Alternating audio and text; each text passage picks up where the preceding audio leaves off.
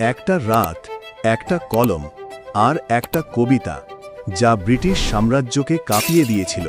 1921 সাল, কলকাতার এক ছোট্ট মেষবাড়ি। নজরুল তখন মাত্র 22 বছর বয়সী। ভাঙা সংসার, দারিদ্র্য, চারদিকে পরাধীনতার শিকল। সেই রাতে তিনি বসলেন কলম হাতে, লিখতে শুরু করলেন, থামলেন না। ভোর হয়ে গেল, কিন্তু কবিতা শেষ হলো না। যখন শেষ হলো, সেটা আর শুধু কবিতা ছিল না, সেটা ছিল একটা বিস্ফোরণ। কিন্তু জানেন এই কবিতার আসল জন্ম কোথায়? নজরুল নিজেই বলেছিলেন, আমি সেই রাতে নিজেকেই লিখেছিলাম।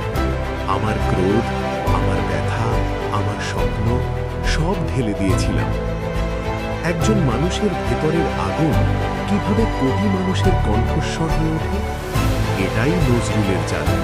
এই গল্প যদি আপনাকে ছুঁয়ে গিয়ে থাকে, শেয়ার করুন তাদের সাথে যারা জানে না, কারণ ইতিহাস বেঁচে থাকে গল্প বলার মধ্যে দিয়ে।